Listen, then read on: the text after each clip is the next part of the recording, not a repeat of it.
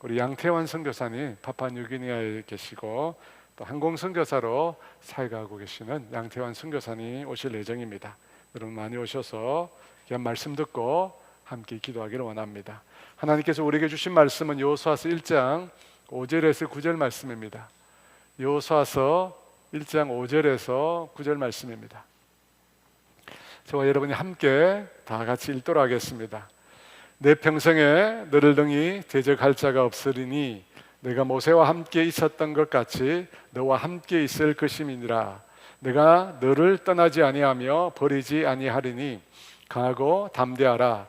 너는 내가 그들의 조상에게 명사하여 그들에게 주리라 한 땅을 이 백성에게 차지하게 하리라. 오직 강하고 극히 담대하여 나의 종 모세가 내게 명령한 그 율법을 다 지켜 행하고 우로나 좌로나 치우치지 말라. 그리하면 어디로 가든지 형통하리니 이 율법책을 내 입에서 떠나지 말게 하며 주야로 그것을 묵상하여 그 안에 기록된 대로 다 지켜 행하라. 그리하면 네 길이 평탄하게 될 것이며 내가 형통하리라. 내가 내게 명령한 것이 아니냐. 강하고 담대하라. 두려워하지 말며 놀라지 말라. 내가 어디로 가든지 내 하나님 여호와가 너와 함께 하느니라 하시니라. 아멘. 오늘 예배를 위해서 여러분 들으시는 은금을 위해서 함께 기도합니다. 하나님 아버지 참으로 감사합니다. 오늘도 하나님을 사모하는 마음으로 주님의 임재와 주님과의 예배를 사모하는 마음으로 이 자리에 나왔습니다. 하나님 사모하는 심령 가운데 은혜를 베푸신다고 주님이 약속하셨습니다. 약속하신 대로 하나님 우리 각 사람 심령 가운데 찾아와 주시고 친히 말씀하여 주시고 위로하여 주시고 우리에게 새 힘을 다하여 주시옵소서. 우리의 힘으로 살지 않고 성령님의 능력으로 살아가기를 원합니다. 매일매일 우리에게 부딪히는 삶의 문제 앞에 우리가 하나님의 능력으로 살아갈 수 있도록 오늘 예배 가운데 은혜를 베풀어 주시고 믿음을 주시고 용기를 더하여 주시옵소서. 주님 이 시간 나오면서 모든 물질이 주님의 것임을 고백하며 물질의 경배를 주 앞에 올려드립니다.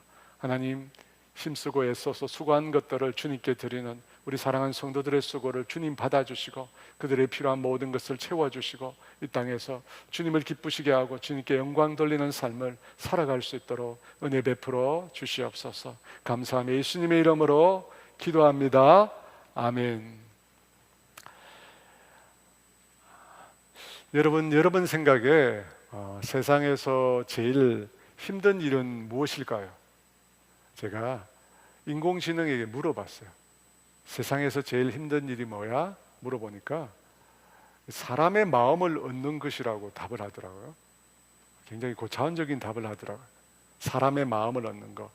여러분 절대 쉬운 게 아닙니다.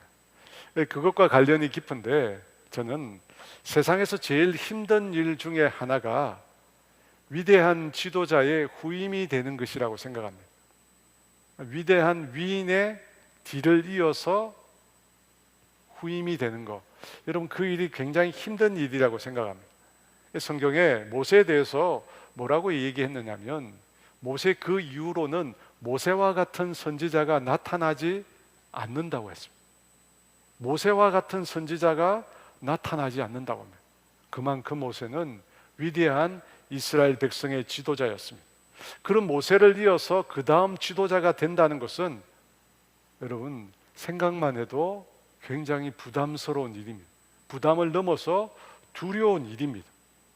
우리가 서너 명 가족을 이끄는 것도 여러분 쉽지 않은데 200만 명이나 되는 사람들을 이끌어야 합니다. 그들을 이끌고 하나님이 말씀하신 가나안 땅에 들어가야 되고 그 땅을 정복해서 그 땅을 각 지파를 따라서 배분해야 합니다. 여러분 이런 일을 해야 합니다. 여러분 생각만 해도 끔찍하지 않습니까? 게다가 그가 이끌어야 할 이스라엘 백성도 만만치 않은 사람들입니다. 여러분 이스라엘 백성들이 어떤 사람들입니까? 출애굽했지만 여전히 이집트의 삶을 그리워하는 사람들입니다. 여러분 말이 됩니까? 민수기 11장 18절에 이렇게 말씀합니다. 또 백성에게 이르기를 너희의 몸을 거룩히 하여 내일 고기 먹기를 기다리라. 너희가 울며 이르기를 누가 우리에게 고기를 주어 먹게 하랴. 애굽에 있을 때가 우리에게 좋았다 하는 말이 여호와께 들렸으므로 여호와께서 너희에게 고기를 주어 먹게 하실 것이라. 고기를 먹지 못했다고 울며 불평하며 애굽에 있을 때가 좋았답니다. 애굽에 있을 때가 좋았대요. 하나님의 놀라운 기적을 통해 430년 노예 생활에서 해방을 얻은 민족인데 애굽에 있을 때가 더 좋았대요. 여러분, 단편적이지만 이것만 봐도 이스라엘 백성들은 끔찍한 민족입니다. 하나님께서도 그와 같은 이스라엘 민족의 그 성품과 그들의 상황을 잘 알고 계십니다. 그래서 모세의 후임이 된 여호수아에게 이와 같은 용기를 심어주는 말씀을 하십니다. 9절 말씀인데요, 우리 같이 읽습니다. 내가 내게 명령한 것이 아니냐? 강하고 담대하라. 두려워하지 말며 놀라지 말라. 내가 어디로 가든지 내 하나님 여호와가 너와 함께 하느니라 하시니라. 하나님께서 강하고 담대하라, 두려워하지 말라, 여러분 말씀하십니다. 왜 이런 말씀을 하십니까? 이스라엘 백성을 이끄는 일이 너무나 고통스럽고 힘든 일이기 때문입니다. 그래서 하나님께서 어떻게 하십니까? 여호수아를 모세의 위치에까지 끌어올려 주십니다. 백성들이 여호수아의 말을 듣고 따를 수 있도록 여호수아의 위치를 모세까지 끌어올려 주십니다. 여러분, 그 일이 바로 요단강을 건너간 사건입니다. 여호수아 4장 23절에 이렇게 말씀합니다. 같이 읽어볼까요?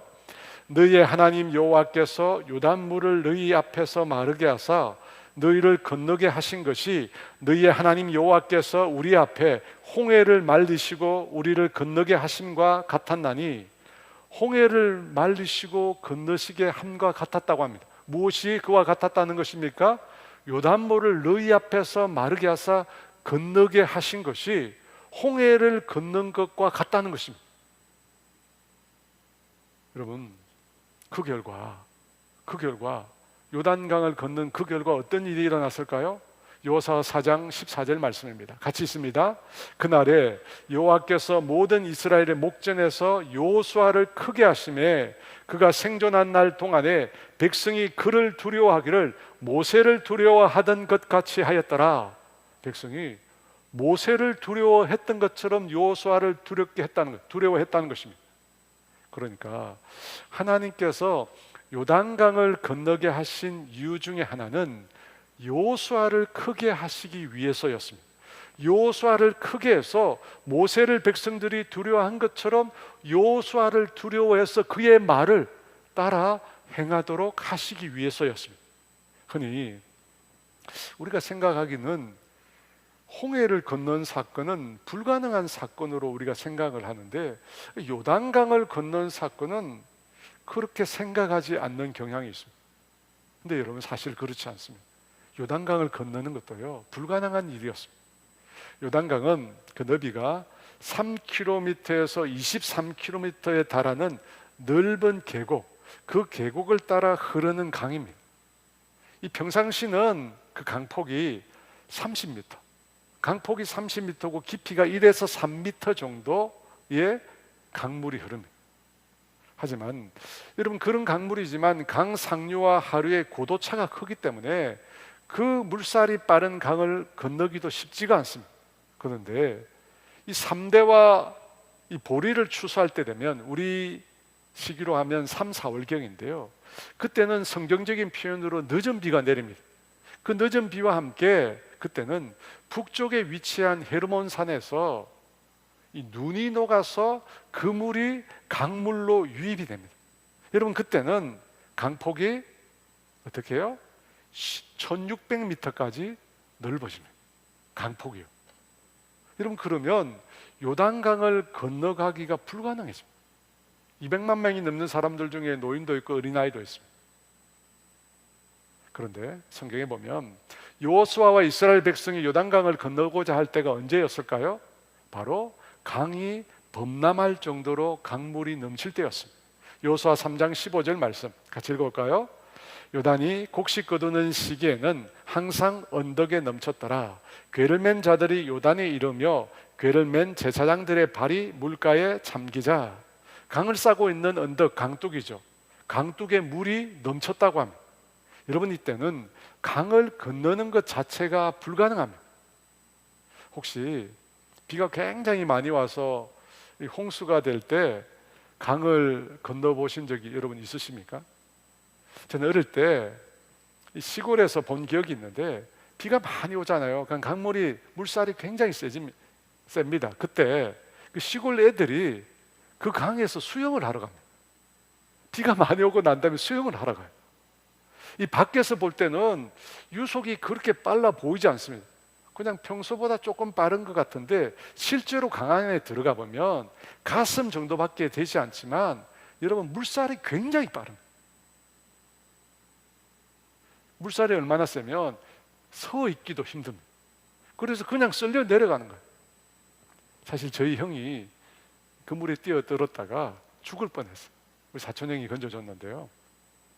여러분, 여호수아와 이스라엘 백성이 건너려고 한 강도 그와 같은 강입니다. 물살이 너무 세어서요 건너갈 수 없는 강입니다. 인간의 힘으로 건너갈 수 없어요. 그런데 그때 그 강을 어떻게 건넜습니까? 언약궤를 맨 제사장들이 요단 강물에 발을 내디딜 때 그 강물이 멈춰서 버립니다. 상류로부터 강물이 끊어지게 됩니다. 곧 홍해의 기적이 재현된 것입니다. 그 일을 통해서 하나님께서 여호수아를 모세와 같은 인물로 이스라엘 가운데 드러내신 것입니다. 홍해의 기적과 같은 기적을 일으키신 이유가 뭐냐면 여호수아를 제2의 모세, 제2의 모세로 세우시기 위한 것이었습니다. 그런 목적이 있었습니다. 여러분 성경에 보면 이처럼 모세와 여호수아를 굉장히 유사한 부분을 많이 언급합니다. 그 중에 이런 말씀도 있습니다. 여호수아 5장 15절 말씀 우리 같이 있습니다. 여호와의 군대 대장이 여호수아에게 이르되 내 발에서 신을 벗으라. 내가 선 곳은 거룩하니라 하니 여호수아가 그대로 행하니라. 내 발에서 신을 벗으라.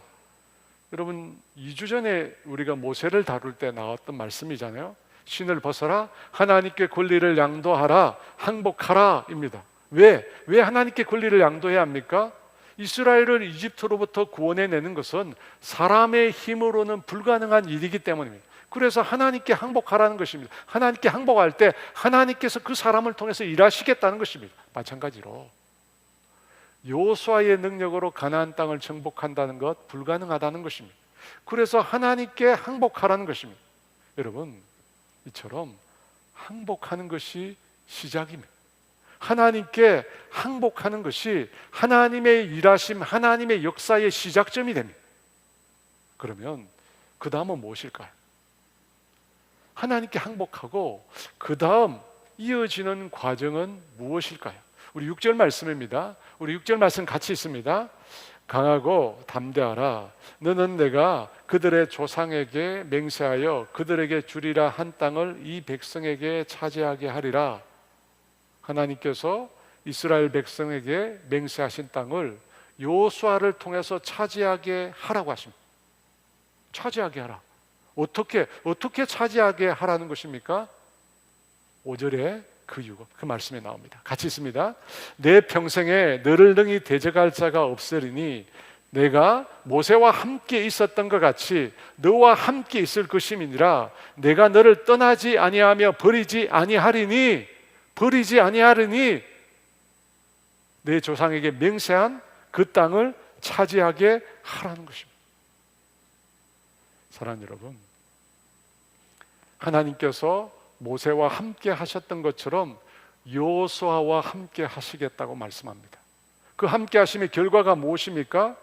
그 조상에게 맹세하신 그 땅을 차지하게 하신다는 것입니다. 그러니까 여러분 키워드가 뭐냐면 하나님께서 함께 하시는 거예요. 하나님께서 함께 하시면 가나안 땅 정복 문제 없다는 것입니다. 하나님이 함께 하시면 모든 것이 가능하다는 것입니다. 하나님이 함께 하시면 불가능이 가능해진다는 것입니다. 여러분 믿으십니까?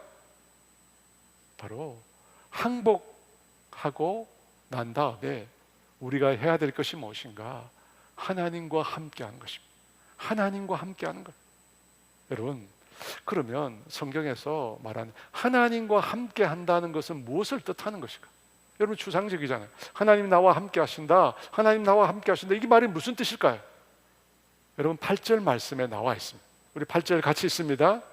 이 율법책을 내 입에서 떠나지 말게 하며 주야로 그것을 묵상하여 그 안에 기록된 대로 다 지켜 행하라. 그리하면 내 길이 평탄하게 될 것이며 내가 형통하리라. 하나님이 함께한다. 하나님과 함께하는 삶, 그게 뭐냐? 하나님의 말씀과 함께하는 것입니다. 하나님의 말씀과의 동행을 의미합니다.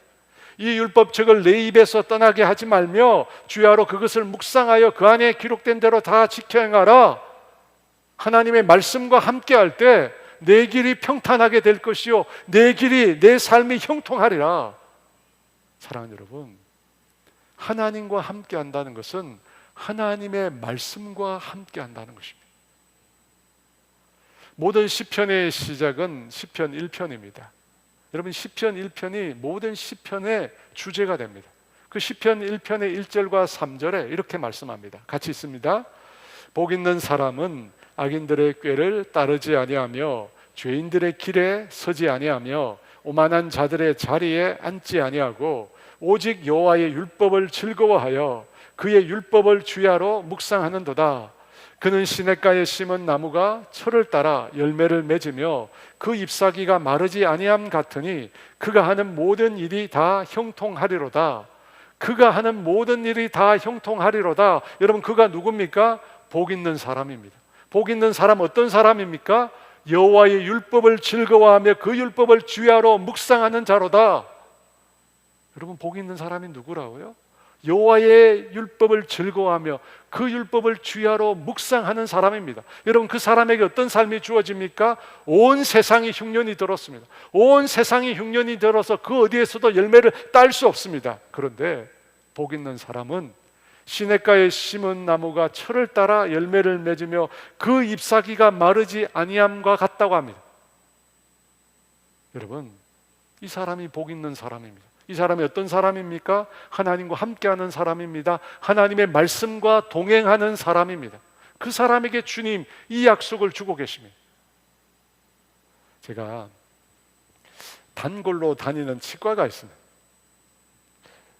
그 치과 원장님이 예전에는 교회를 다녔는데 지금은 교회를 안 다닙니다. 교회를 다닐 때 제가 꽤 친했거든요. 그래서 그 치과를 자주 애용했습니다. 그래서 지금도 가끔 제가 그곳에 가면 저를 꼭 안아주십니다. 여자분인데 저를 꼭 안아주십니다. 제 치과 같이 안 갈 때 그렇게 합니다. 흔히 하는 말로 이분은 사람은 너무 좋은데 믿음이 없어요. 그래서 제가 갈 때마다 하나님 믿어야 한다고, 하나님 믿고 교회 다시 나와야 한다고 제가 말을 합니다. 그러면 늘 저에게 자기 마음에 하나님이 계신대, 이 마음에 하나님이 계신다고 합니다. 그러면 제가 도대체 그 마음에 있는 하나님이 누구냐고 제가 묻습니다. 도대체 그 마음에 있는 하나님이 누구세요? 성경이 말하고 있는 하나님이 맞느냐고 묻습니다. 그러면 답을 안 합니다. 사랑하는 여러분, 하나님과의 동행, 하나님과 함께하는 것은 하나님의 말씀과의 동행입니다. 하나님의 말씀과의 동행. 여러분, 그것이 없으면 하나님과 동행하는 게 아닙니다. 하나님의 말씀과 동행하지 않으면, 하나님의 말씀 속에 살아있는 그 하나님과 동행하지 않으면 하나님과의 동행이 아닙니다. 어떤 하나님인지 어떻게 압니까? 성경에서 하나님께서 우리 인생에게 주시는 아주 중요한 약속은 하나님과의 동행의 약속입니다. 여러분, 그 약속이 성경의 인물 속에서 계속 반복되고 있습니다. 저와 여러분이 살펴본 아브라함과 이삭과 야곱과 요셉과 모세와 여러분 살펴보십시오. 계속 하나님과 함께하는 삶이 반복되고 있습니다. 여호수아에게, 오늘 본문의 여호수아에게 주신 약속도 그겁니다. 하나님과 동행하라는 것, 하나님의 말씀과 함께하라는 것입니다. 하나님의 말씀과 함께하는 그것이 하나님과 함께하는 것입니다. 사랑하는 여러분, 우리는 하나님의 말씀을 통해서 살아있는 인격으로 계신 하나님을 만납니다. 여러분, 글자가 아니라 그 글자 이면에서 말씀하고 계시는 그 주님을 만나야 합니다. 우리의 영으로 우리 가운데 말씀하고 계시는 그 주님을 우리가 만나야 합니다. 우리가 사랑하는 시편 23편. 너무나 많은 한국 사람들이 사랑하는 말씀이잖아요. 이 말씀의 주제가 뭡니까? 함께 하시는 하나님에 대한 찬양과 노래입니다. 함께 하시는 하나님. 여호와는 나의 목자시니 내게 부족함이 없으리로다. 그가 나를 푸른 불밭에 누이시며 쉴만한 물가로 인도하시는도다. 내 영혼을 소생시키시고 자기 이름을 위하여 의의 길로 인도하시는도다. 내가 사망의 음침한 골짜기를 다닐지라도 해를 두려워하지 않은 것은 주께서 나와 함께 하심이라. 주의 지팡이와 막대기가 나를 안위하심이니이다. 주께서 내 원수의 목전에서 내게 상을 차려주시고 기름을 내 머리에 부으셨으니 내 잔이 넘치나이다. 내 평생의 선하심과 인자하심이 반드시 나를 따르리니 내가 여호와의 집에 영원히 살리로다. 여러분, 이 시편을 보면 여러 군데의 장소가 나옵니다.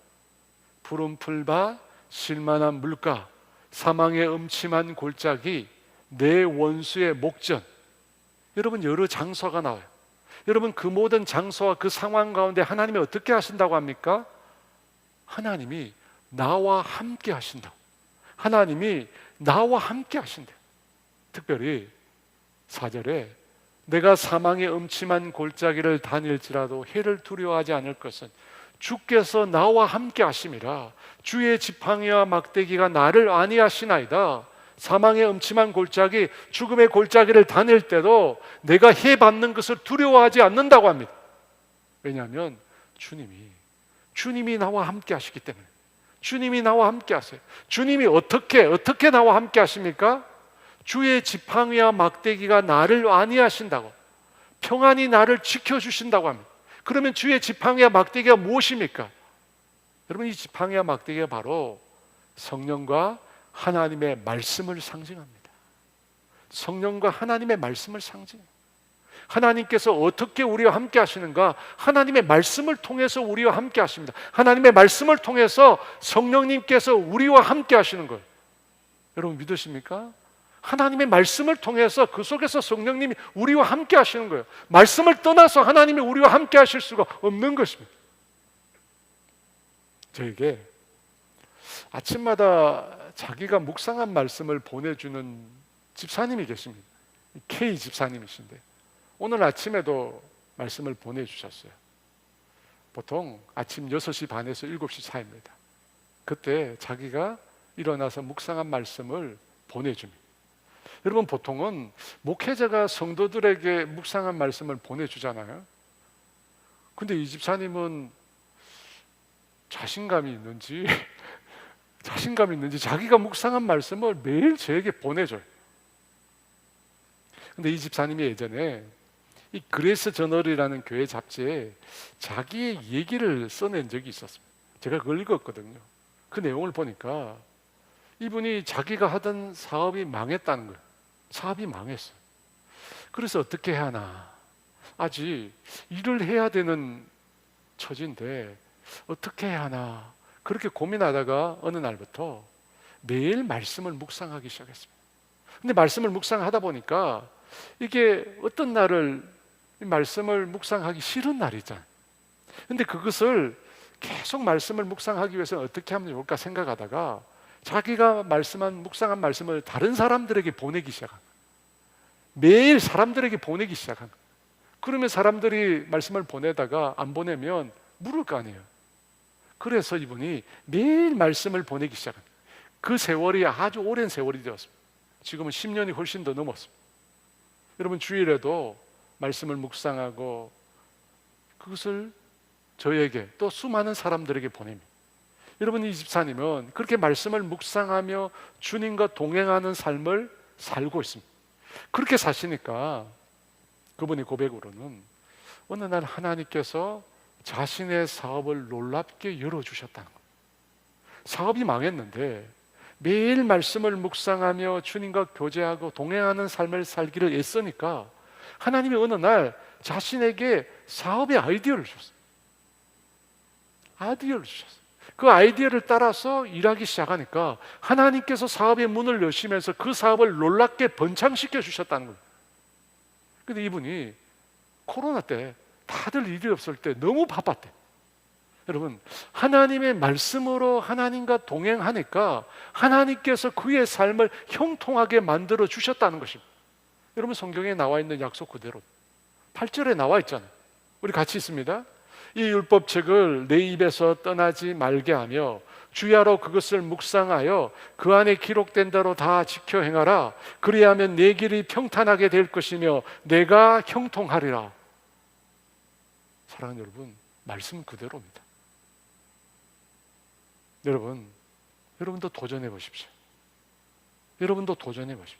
매일 말씀을 묵상하셔서 저한테 보내십시오. 제가 다 읽어드릴게요. 저한테 보내십시오. 여러분, 매일 말씀으로 하나님과 동행하는 삶을 사십시오. 하나님께서 그런 삶을 살 때 과연 하나님께서 어떻게 일하시는지, 정말 말씀 그대로 하나님께서 응답하시는지 여러분 체험해 보십시오.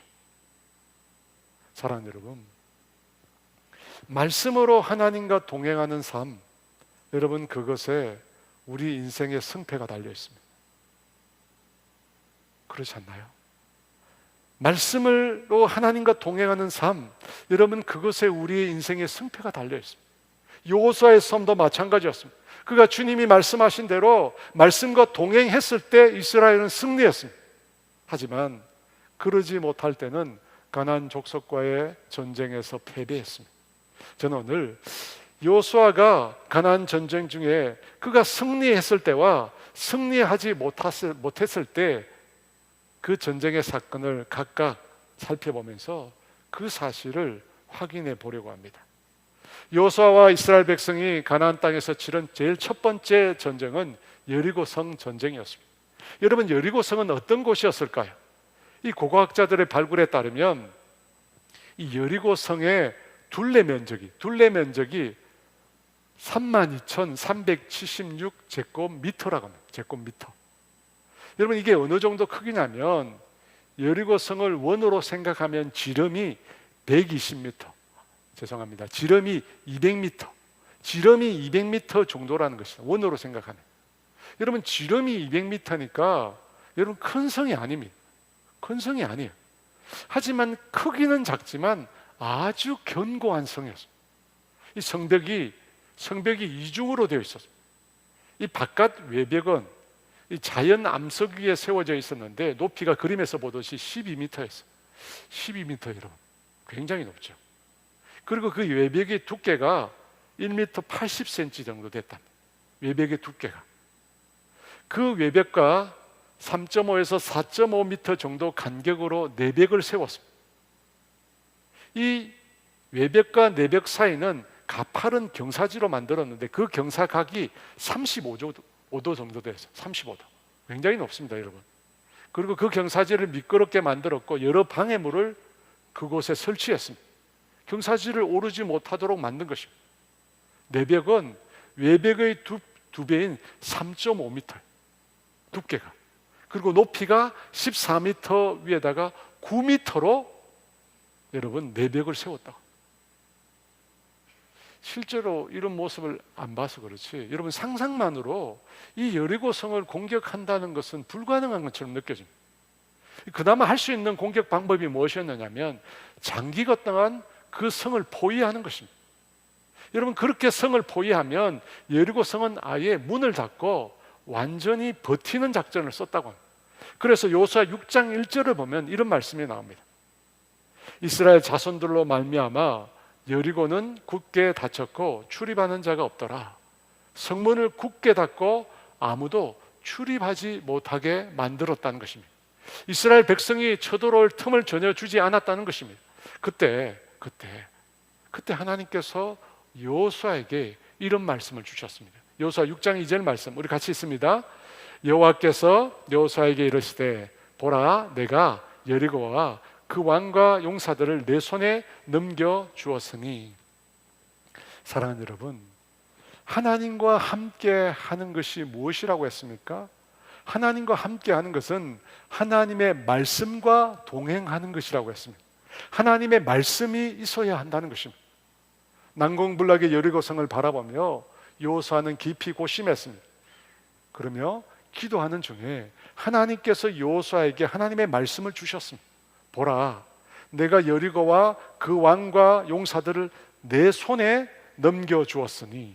여러분, 이 말씀에 보면 우리의 관심을 끄는 표현이 있습니다. 내 손에 넘겨주었으니. 넘겨주었으니. 여러분, 이 동사의 시제가 언제인 것 같습니까? 여러분, 이 동사의 시제는 현재 완료입니다. 과거에서 시작되어 지금 현재 완료되었다는 것입니다. 그러니까 하나님께서 여리고성을 여호수아의 수중에 넘겨주셨다는 것. 이미 게임이 끝났다는 것입니다. 넘겨주셨대. 여러분, 이스라엘 백성이 지금 여리고성을 공격하지도 않았습니다. 아직 정복한 것도 아니에요. 근데 하나님은 이미 그 전쟁이 끝났다는 것입니다. 이미 이스라엘 백성의 수중에 그 성을 넘겨주셨다는 것입니다. 여러분, 이 말이 무슨 뜻일까요? 여리고성을 이스라엘에게 넘겨주는 그 일은 하나님께서 작정하신 일이라는 뜻입니다. 하나님께서 그 일을 작정하셨대요. 온 세상 우주 만물을 창조하시고 주관하시는 하나님께서 이미 그 일을 결정하셨다는 겁니다. 하나님이 결정하셨으니까 어떻게 됩니까? 그 일이 이루어질 수밖에 없다는 것입니다. 결코 중간에 취소될 수 없다는 것입니다. 그럴 때 성경은 완료형을 사용합니다. 하나님이 결정하셨기 때문에 이 일은 반드시 이루어지며 중간에 취소될 수 없다는 것입니다. 그 말씀을 하실 때 하나님께서는 완료형을 사용하십니다. 요한복음 5장 24절에 이런 말씀이 있습니다. 우리 같이 읽어볼까요? 내가 진실로 진실로 너희에게 이르노니 내 말을 듣고 또 나 보내신 이를 믿는 자는 영생을 얻었고 심판에 이르지 아니하나니 사망에서 생명으로 옮겼느니라. 예수님께서 예수를 믿는 우리에게 주신 말씀입니다.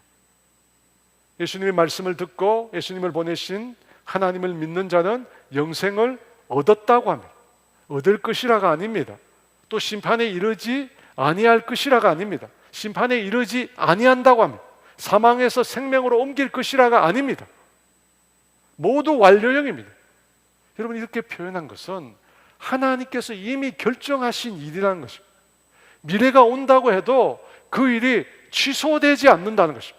예수를 믿는 자가 영생을 얻고 심판을 받지 않고 하는 것은 이미 결정된 일이에요. 이미 30년 후에 20년 후에 그 일이 와도 취소되지 않는다는 것입니다. 마찬가지로 여리고성도 하나님께서 이미 작정하신 일입니다. 하나님께서 이스라엘에게 주신 일입니다.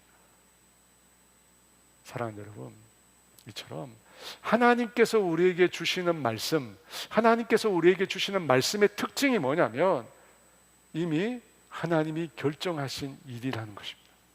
가능성이 아니에요. 너가 앞으로 그렇게 될 수도 있다, 그렇지 않을 수도 있다, 가능성이 아닙니다. 하나님이 우리에게 주시는 말씀은 이미 결정된 일입니다. 왜 그렇습니까? 하나님이 말씀하신 거거든요. 하나님이 말씀하신 거. 하나님이 말씀하시고 하나님이 작정하신 일이기 때문에 그 일은 반드시 이루어지는 것입니다. 사랑하는 여러분, 그러면 우리도, 저와 여러분도 여호수아처럼 하나님께서 이미 작정하신 일을 들을 수 있다면 얼마나 좋을까요? 하나님이 이미 결정하신 일, 그 일을 우리가 들을 수 있다면 얼마나 좋을까요, 여러분? 사업을 시작하는데, 결혼을 하는데, 아주 중요한 일을 하는데 하나님께서 이미 작정하셨다.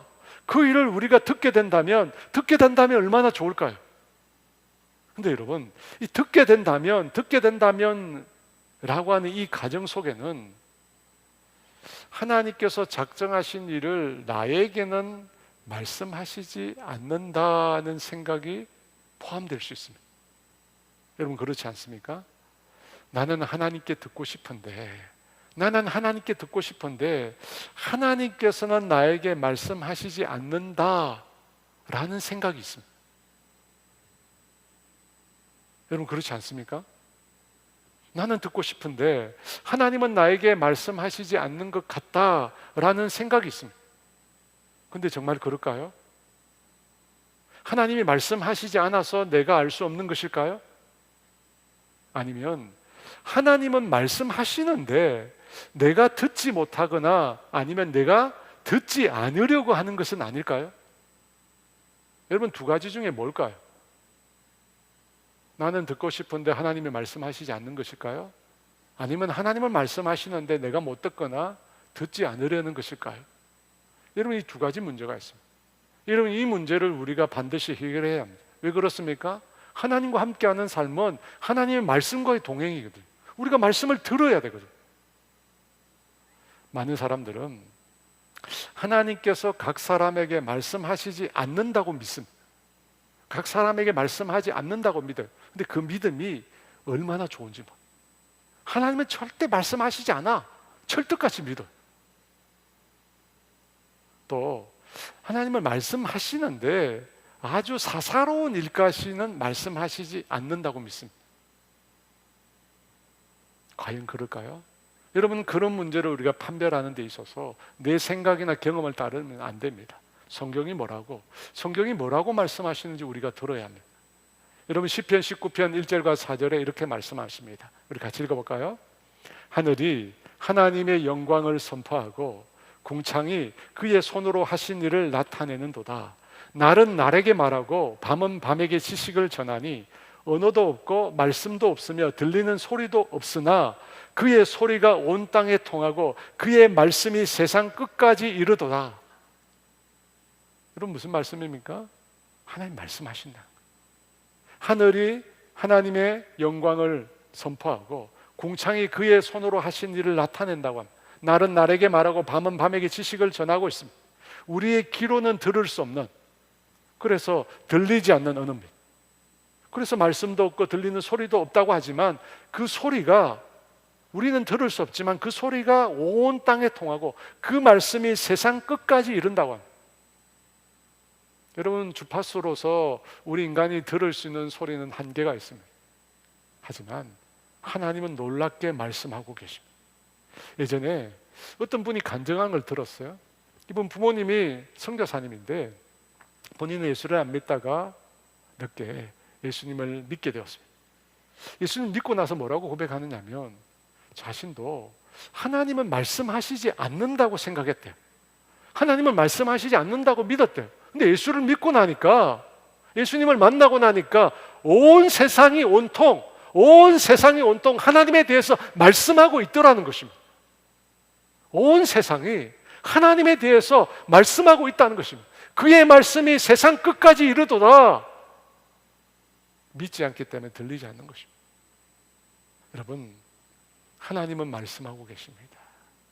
우리가 접하고 있는 이 성경 말씀을 통해서, 또 우리가 매일 보고 있는 이 만물을 통해서 하나님은 분명히 말씀하고 계십니다. 예수님께서도 이런 말씀하셨습니다. 요한복음 10장 27절 말씀 같이 있습니다. 내 양은 내 음성을 들으며 나는 그들을 알며 그들은 나를 따르느니라. 분명히 말씀하시잖아요. 내 양은 내 음성을 듣고 나는 그들을 알고 그들은 내 음성을 듣고 나를 따른다고 말씀하고 계십니다. 여러분, 하나님은 말씀하고 계십니다. 우리가 못 들을 뿐이고 우리가 듣지 않으려고 하기 때문에 들리지 않는 것입니다. 그러므로 여러분, 정말 진심을 담아서 마음을 다해서 정말 간절히 하나님의 말씀을 구해 보십시오. 하나님, 주님의 말씀을 듣고 싶습니다. 오늘 내가 접하고 내가 듣고 내가 읽고 있는 이 하나님의 말씀을 통해서 정말 나에게 말씀하시는 그 하나님, 내가 만나고 싶습니다. 여러분, 반드시 주님이 여러분이 찾아오실 것입니다. 사랑하는 여러분, 주님과의 관계에서 제일 중요한 게 뭐냐? 주님과의 관계에서 제일 중요한 거, 주님을 위해 사는 게 아닙니다. 주님과의 관계에서 제일 중요한 것은 하나님의 말씀을 듣는 것입니다. 하나님의 말씀을 들어야 하나님이 원하시는 뜻대로 우리가 살 것 아닙니까? 말씀을 들어야 하나님과 동행하며 하나님의 뜻대로 우리가 살 수 있는 것입니다. 그렇게 하나님의 말씀을 듣고 말씀으로 하나님과 동행하게 되면 어떻게 됩니까? 성경이 뭐라고 말씀하셨어요? 형통하게 된다고, 승리하게 된다고. 내 눈앞에 여리고 성과 같은 내가 절대로 극복할 수 없는 성도, 우리가 하나님의 말씀을 듣고 그분과 동행하게 되면 그 성이 내 눈앞에서 무너져 내린다는 것입니다. 여러분, 믿으십니까? 여호수아가 그랬죠. 여호수아가 그랬죠. 하나님의 말씀을 들었어요. 듣고 그 말씀대로 행하니까 어떻게 됩니까? 여리고 그 전쟁에서 이길 수 있었던 것입니다. 손 하나 까딱하지 않고 그 난공골락의 성을 무너뜨리고 그 성 끝에 올라설 수 있었던 것입니다. 사랑하는 여러분, 하나님의 말씀을 듣고 그분과 말씀으로 동행하십시오. 저와 여러분의 삶 가운데 놀라운 하나님의 일하심을 보게 될 것입니다. 하지만 반대로 듣지 않으면 어떻게 됩니까? 패하게 됩니다. 여러분, 듣지 않으면 패하게 돼요. 듣지 않으면 가만히 있는 것이 아니라 패하게 됩니다. 이스라엘 백성이 여리고 성을 정복한 이후에 그 다음으로 공격한 성이 있습니다. 아이성이라는 것입니다. 아이성. 그런데 이 아이성 전투에서는 이스라엘이 대패를 합니다. 어떻게 해서 대패하게 된 것일까요? 여호수아서 7장 11절 말씀입니다. 같이 있습니다. 이스라엘이 범죄하여 내가 그들에게 명령한 나의 언약을 어겼으며 또한 그들이 온전히 바친 물건을 가져가고 도둑질하며 속이고 그것을 그들의 물건들 가운데에 두었느니라. 이스라엘 백성이 아이성 전투에서 패배한 이유는 이스라엘이 범죄했기 때문입니다. 하나님과 맺은 언약을 어겼기 때문입니다. 아간이라는 사람이 하나님이 바쳐진 물건을 도둑질하고 속이고 숨겼습니다. 그 결과 이스라엘이 패하게 된 것입니다. 그런데 이스라엘이 패했던 또 다른 이유가 있습니다. 여러분, 이스라엘 백성이 아이성 전투와 패했던 또 다른 이유, 그것은 바로 그들이 하나님께 묻지 않았기 때문입니다. 여리고 전투에서 승리한 이후에 여호수아는 정탐꾼을 아이성에 보냅니다. 그 정탐꾼들이 아이성을 둘러보고 온 다음에 여호수아 앞에 이런 보고를 합니다. 여호수아 7장 3절 말씀, 우리 같이 있습니다. 여호수아에게로 돌아와 그에게 이르되 백성을 다 올라가게 하지 말고 이 3,000명만 올라가서 아이를 치게 하소서. 그들은 소수이니 모든 백성을 그리로 보내어 수고롭게 하지 마소서 하므로, 아이성을 공격하는데 모든 백성이 다 올라갈 필요가 없다고 정탐꾼들이 보고를 합니다. 그 아이성에 살고 있는 사람의 숫자가 소수니까 2,000~3,000명만 올라가도 전쟁에서 승리할 수밖에 없다는 것입니다. 여러분, 이 정탐꾼들의 보고를 통해서 우리가 무엇을 느낍니까? 안일함이라는 것들을 느낄 수 있습니다. 여러분, 여리고 성을 정복할 때 그들은 긴장감을 가지고 있었어요. 그런데 그 여리고 성을 정복할 때 그 긴장감을 지금 아이성을 둘러보고 온 이 정탐꾼들의 말 속에서 우리가 느낄 수가 없습니다. 곧 전쟁을 대하는 자세가 완전히 다릅니다. 그렇잖아요.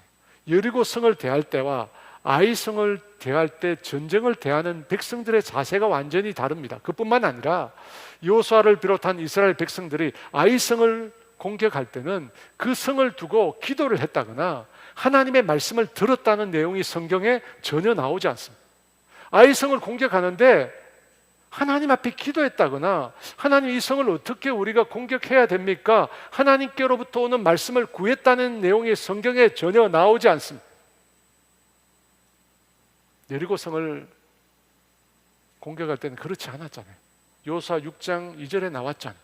여호와께서 여호수아에게 이르시되 보라, 내가 여리고와 그 왕과 그 용사들을 내 손에 넘겨주었으니, 여호수아에게 그 성을 넘겨주었다고 완료형으로 말씀해 주셨습니다. 여러분, 그 말씀을 이어서 성경에 보면 무슨 내용이 나오냐면 그 성을 어떻게 정복하는지 세세한 세부 지침이 나와요. 6일 동안 어떻게 합니까? 한 바퀴씩 성을 돌라는 것입니다. 그리고 7번째 날은 성을 7번 돌래요. 그리고 제사장들이 나팔을 불면 온 이스라엘 백성이 큰 소리로 외치면 어떻게 됩니까? 그 성이 무너진다. 성이, 외벽이 무너진다. 그리고 백성들이 무너지면 그 성 무너진 틈을 타고 성으로 올라가면 된다고 하나님 말씀해 주셨어요. 여러분, 그 성도 앞으로 무너진 게 아니라 뒤로 넘어지죠. 뒤로 무너집니다. 그런데 아이성에 대해서는 아무런 내용이 없습니다. 여러분, 왜 없을까요? 묻지 않았기 때문에, 기도하지 않았기 때문에. 이 3,000명만 올라가면 충분하다고, 모든 백성이 올라갈 필요가 없다고 하는 정탐꾼들의 말만 듣고 믿었던 것입니다. 난공불락일 때는 간절히 기도하고 묻고 인도하심을 구했어요. 근데 2, 3천 명만 충분하다고 하니까 백성들의 마음이 해이해진 것입니다. 하나님을 의지하지 않고도 자신들의 힘만으로도 충분하다는 것입니다. 저는 성경에는 나오지 않지만 이런 생각을 해보았어요. 이스라엘 백성들이 아이성 전투를 두고도 기도했을 것이다. 성경에는 안 나와요. 아무리 쉬운 전쟁이지만 그래도 전쟁이니까 기도를 했을 것 같습니다. 그런데 기도를 했는데 명확한 답을 얻지 못한 것입니다. 하나님께로부터 오는 말씀을 듣지 못했어요. 그때 하나님께서는 때로 말씀을 통해서, 기도를 통해서 응답을 주실 때가 있지만 그렇지 않을 때도 있는 것 같다, 그렇지 않을 때도 있을 것 같다 라고 백성들이 생각했을 것 같습니다. 그래서 하나님께로부터 오는 말씀을 열심히 구하지 않았어요. 그리고 명확한 말씀이 없어도 신경 쓰지 않았어요. 여러분 왜 그렇습니까? 쉬운 상대니까, 내 힘으로 이길 수 있는 상대니까. 근데 여러분, 만약에 이스라엘 지도자들이 여리고 성을 대하는 것처럼 긴장감을 가지고 있다면 아무런 응답이 없는데 아이성을 공격했을까요? 그렇지 않을 것입니다. 그렇지 않을 거예요.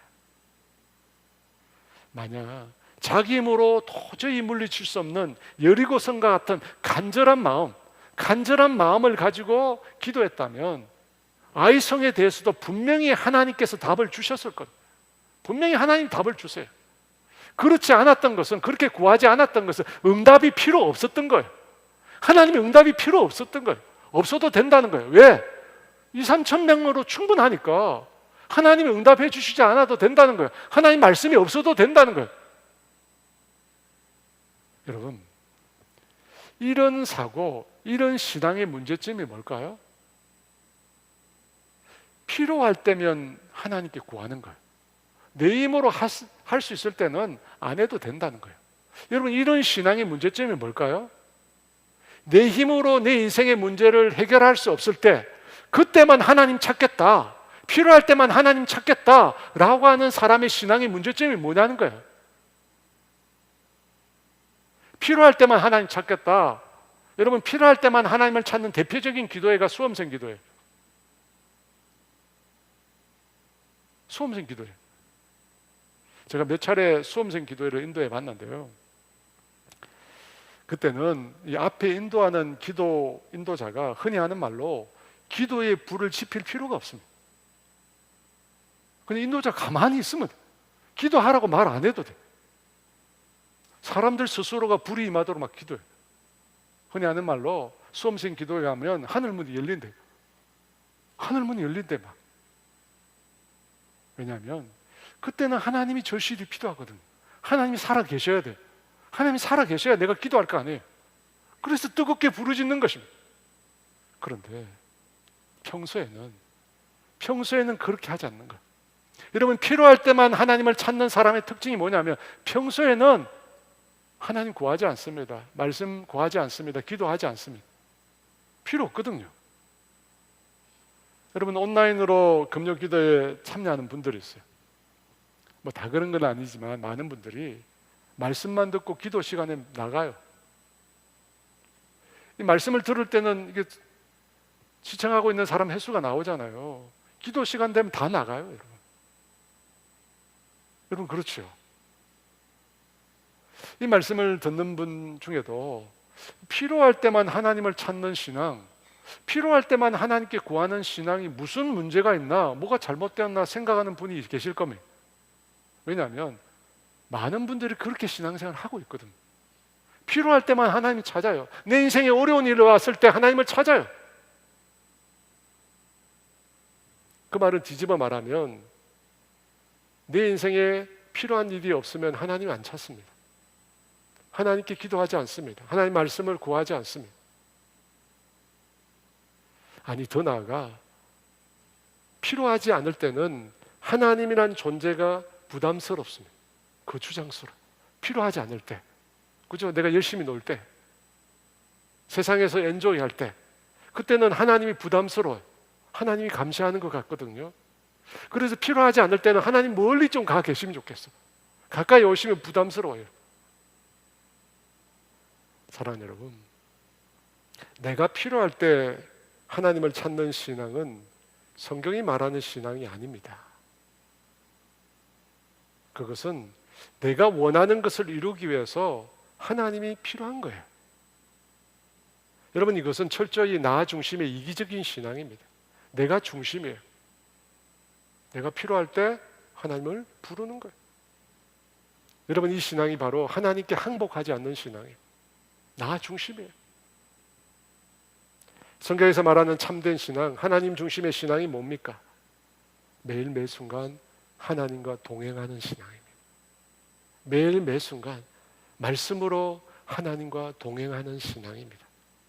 사랑하는 여러분, 필요할 때만 하나님을 찾는 거, 여러분, 이 세상 종교입니다. 여러분, 사람들이 필요할 때만 절에 가잖아요. 여러분, 그것은 인본주의 종교지 참된 신앙이 아닙니다.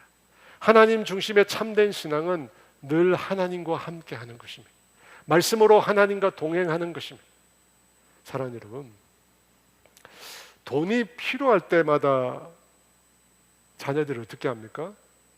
부모를 찾습니다. 우리 자녀들도 그러는데요, 보통 전화하면 전화를 잘 안 받아요. 흔히 하는 말로 씹는다고 그래요. 근데 갑자기 어느 날 애들이 전화가 와요. 여러분, 언제입니까? 돈이 필요할 때. 돈 보내달라고. 여러분, 돈이 필요할 때 부모를 찾는 그런 신앙생활 하시겠습니까? 아니면 하나님 사랑해서 하나님과 함께하는 걸 기뻐하는 그런 자녀가 되시겠습니까? 여러분, 어느 자녀가 진짜 하나님을 기쁘시게 하는 자녀일까요? 사랑하는 여러분, 정말로 하나님과 동행하는 삶을 꿈꾸십시오. 말씀 가운데 하나님과 교제하고 말씀 가운데 하나님의 말씀을 듣는 그런 신앙을 꿈꾸십시오. 여러분, 그런 신앙 가운데 뭐가 있다고요? 하나님이 일하심이 있습니다. 여러분, 항복하는 신앙, 그 다음에 뭐예요? 하나님과 함께하는 것, 말씀으로 동행하는 삶. 여러분, 그런 신앙 가운데 하나님의 역사가 있고 하나님의 일하심이 있는 것입니다. 그런 진정으로 우리에게 베풀어 주시는 그런 형통한 삶, 저와 여러분이 살아가시기를 주의 이름으로 축원합니다. 우리 나의 가는 길이라는 찬양이 있는데요, 찬양 부르며 진정으로 하나님과 함께하는, 하나님과 동행하는 삶을 우리가 소원하는 우리 모두가 되기를 원합니다. 함께 찬양합니다.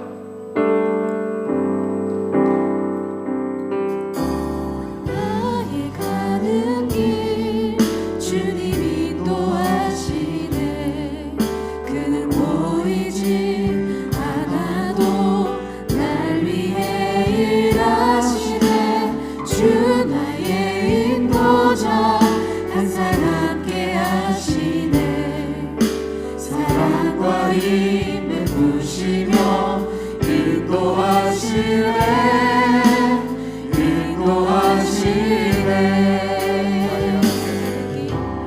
나의 가는 길 주님 인도하시네. 그는 보이지 않아도 날 위해 일하시네. 주 나의 인도자 항상 함께 하시네. 사랑과 힘을 부시며 인도하시네.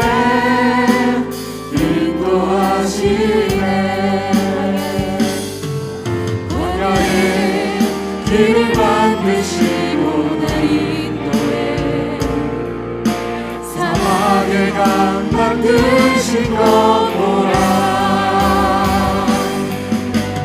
하늘과 땅 그대로 주의 말씀 영원히 내 삶 속에 새 일을 행하리. 나의 가는 길 주님 인도하시네. 그는 보이지 않아도 날 위해 일하시네. 주 나의 인도자 항상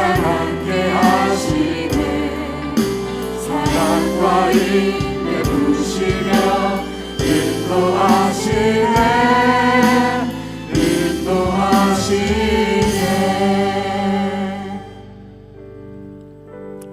여러분, 어느 분이 그래요. 왜 하나님이 나를 도와주시지 않지? 하나님이 지금 내가 겪고 있는 이 어려움 아시는데 왜 도와주시지 않지? 아니 예전에는 하나님 내가 필요할 때 구하면 하나님 응답해 주셨는데 왜 지금은 응답해 주시지 않지? 라고 말하는 분이 있습니다. 여러분, 이것이 바로 필요할 때 하나님을 찾는 신앙의 한계. 어느 순간이 되면 하나님 응답이 없습니다. 하나님이 더 이상 응답하시지 않습니다. 여러분, 이것이 바로 내가 필요할 때 구하는 신앙의 한계. 여러분, 하나님이 내 삶 가운데 매일 동행하시고 내 삶 가운데 하나님 당신의 일을 이루는 것을 경험하고 싶습니까? 매일 하나님과 동행하십시오. 말씀 가운데 나에게 말씀해 달라고, 매일매일 말씀 가운데 나와 함께 해달라고. 여러분, 매일의 삶 가운데 하나님을 초청하고 매일의 삶 가운데 하나님의 말씀을 들으십시오. 그때 어떤 일이 일어날까요? 길이 보이지 않는 광야에 하나님이 길을 여시는 걸 보게 될 것입니다. 물이 없는 사막 가운데 오아시스를 통해서 우리에게 마실 물을 주시는 하나님을 만나게 될 것입니다. 여러분, 우리의 신앙의 문제가 뭔지를 여러분 보십시오. 말씀으로 매일 매 순간 하나님과 동행하십시오. 저는 그런 삶을 통해서 간증하시는 분을 너무나 많이 보았습니다. 여러분, 도전하십시오. 여러분께 도전합니다. 매일매일 하나님의 말씀을 듣고 그 말씀 가운데 살아가는 것에 애쓰십시오. 하나님이 여러분의 삶 가운데 일하실 것입니다. 우리 주여 외치고 이 말씀 붙들고 함께 기도합니다. 주여! 가는 길 주님 인도하시네. 그는 보이지 않아도 날 위해 일하시네. 주 나의 인도자 항상 함께 하시네. 사랑과 힘 베푸시며 인도하시네.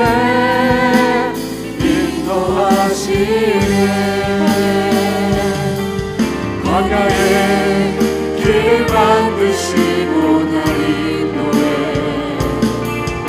사막에 강 만드신 것 보라.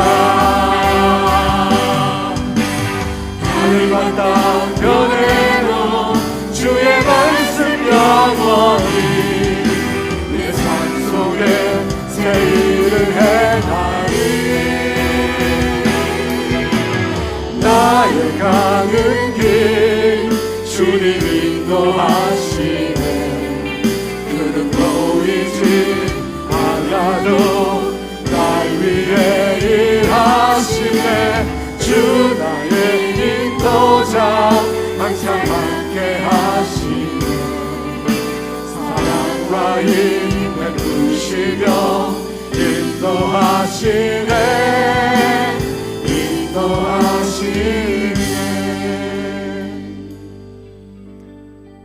사랑의 주님, 오늘 말씀을 통해서 매일 주님과 동행하는 삶과 필요할 때면 주님을 찾는 삶과의 차이를 주님 우리가 깨닫게 되었습니다. 하나님의 말씀으로 하나님과 동행하는 삶과 하나님의 말씀 없이 살아가는 삶과 여러분, 그 차이를 주님 오늘 우리가 알게 되었습니다. 주님, 우리가 하나님을 시험해 보고 싶습니다. 정말 매일 말씀으로 하나님과 동행할 때 하나님이 우리 삶 가운데 어떤 일을 행하시는지 우리가 보고 싶습니다. 요사서 1장 8절에 말씀하신 것처럼 정말 우리의 삶 가운데 하나님이 형통함의 역사를 이루시는가 우리가 경험하고 싶습니다. 주님, 우리의 삶 가운데 나타나 주시옵소서. 말씀으로 우리가 주님과 동행할 때 우리의 삶 가운데 형통의 길을 여시는 그 주님을 우리가 만날 수 있도록 은혜를 베풀어 주시옵소서. 지금은 우리 주 예수 그리스도의 은혜와 하나님의 다함이 없는 사랑하심과 성령의 교통하심과 인도하심과 위로하심, 하나님의 말씀으로 매일 주님과 함께 하겠다 다짐하는 사랑하는 성도들 위해 이제로부터 영원토록 함께 하시기를 간절히 축원하옵나이다.